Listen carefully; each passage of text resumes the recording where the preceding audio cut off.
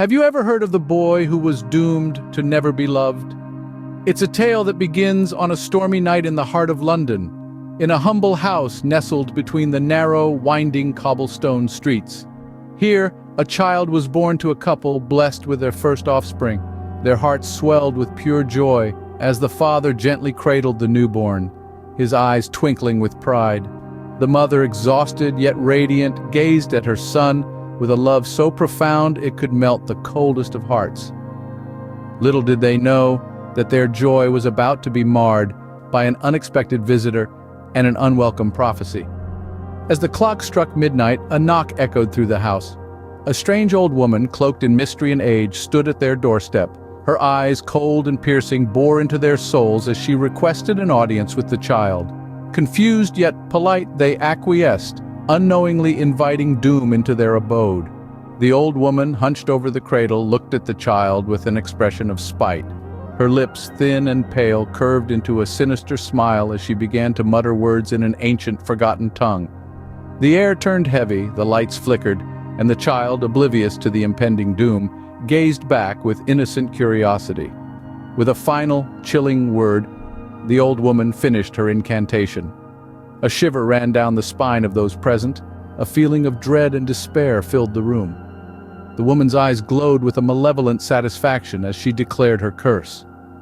"This child," she hissed, "will live, but never know the warmth of love. He will walk this earth alone, unloved and uncherished." The parents watched in horror as the woman disappeared into the night, leaving behind a silence that echoed the heavy weight of her words. Their joy, once untainted, was now overshadowed by the chilling prophecy.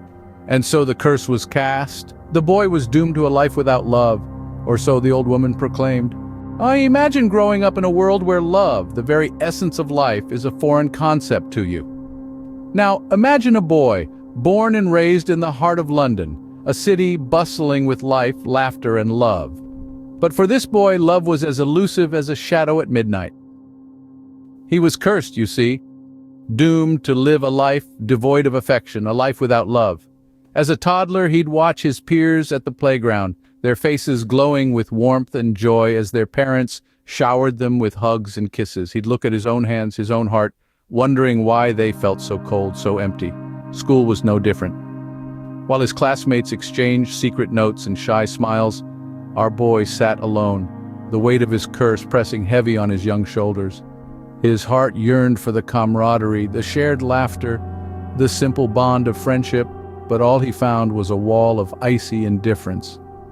Even the simplest gestures of affection seemed to avoid him, as if he were a magnet repelling love.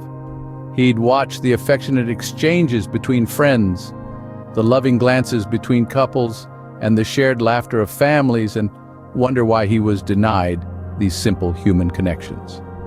The boy's teenage years were marked by a profound loneliness. His heart ached for the touch of a hand, the sound of a loving voice, the warmth of a caring smile. But no matter how much he yearned, the curse held him in its icy grip, leaving him shivering in the cold world of lovelessness. Despite this, the boy was not defeated.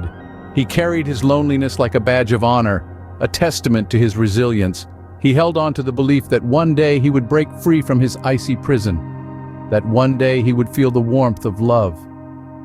Despite the curse, the boy held on to a sliver of hope, believing that one day he would experience love. The boy, now a young man, embarked on a quest for what he had been denied all his life. He set out from the cobblestone streets of London with a heart full of hope and a spirit ablaze with determination. The city that had been his prison was now in his rear view, and the world before him, a vast canvas on which he hoped to paint a masterpiece of love. Our young hero journeyed far and wide, crossing borders and seas, mountains and valleys, meeting people from all walks of life. Each encounter was a lesson, a story, a piece of the puzzle he hoped would eventually lead him to love. He met old men with wisdom in their eyes, and young women with laughter in their hearts.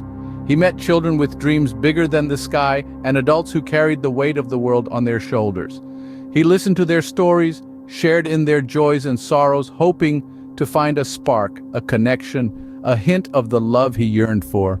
In bustling markets of the East, Amid the tranquility of the western countryside, under the northern lights and over southern seas, he searched. He sought love in fleeting moments, and in timeless tales, in the eyes of strangers and the hearts of friends.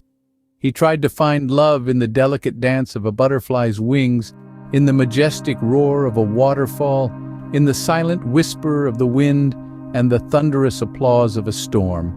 But the more he searched, the more elusive love seemed. Every smile held promise, yet every goodbye was a reminder of his solitude. Each laughter echoed with a hint of what could be, yet each tear was a testament to what was not. His journey was a paradox, a whirlpool of hope and despair, of near misses and far cries. But remember, the curse was relentless and love remained elusive. The world was a stage, and he, its solitary actor, forever yearning for a co-star in his play of life. His quest for love was not yet over, and the road ahead seemed as winding and uncertain as ever. In his darkest hour, an unexpected revelation came to the boy. He had spent his entire life dwelling in the shadows of an unloving world, a world that seemed to be painted in shades of gray, where the vibrant colors of love were but an elusive dream. But it was during this hour of despair, this moment of profound solitude, that a sliver of understanding began to dawn.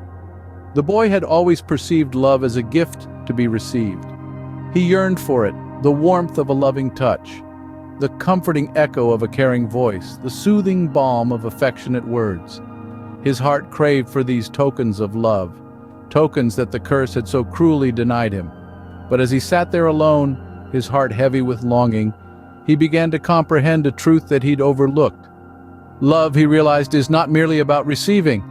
It is not a gift wrapped in shiny paper and ribbons to be handed over. No, love is far more profound, far more intricate. It is about giving, about sharing, about nurturing.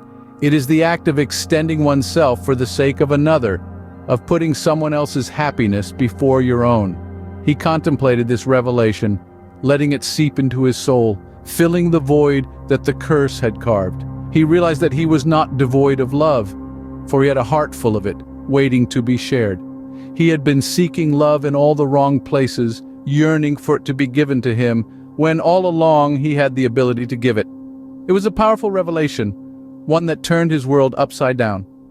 He was not the victim of a cruel curse. He was not a loveless creature, doomed to live in the shadows. He was a vessel of love, capable of sharing and spreading it. And with this newfound understanding, the boy decided to challenge the curse. He would not let it define him any longer. He would give love, share love, become love. And perhaps in doing so, he would finally find the love he had been so desperately seeking. Fueled by determination, the boy set out to break the curse. In the heart of London, where the Thames whispered tales of old, where the cobblestones echoed with the footfalls of history, a story of love and courage unfolded.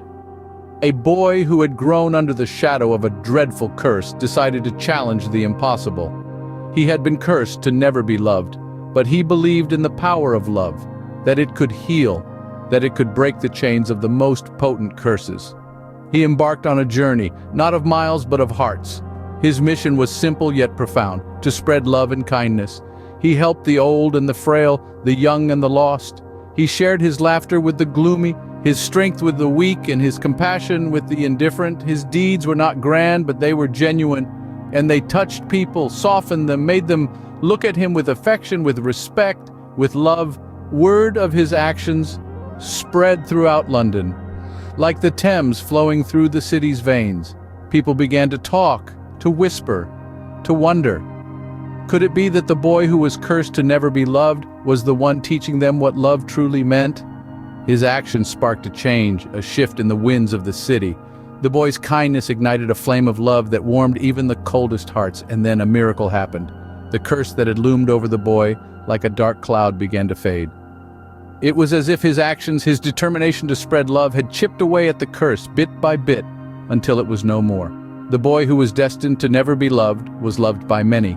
His heart, once caged by the curse, was now free and filled with the love he had given and received. And so the boy who was cursed to never be loved, loved and was loved in return, breaking the curse and proving that love indeed conquers all.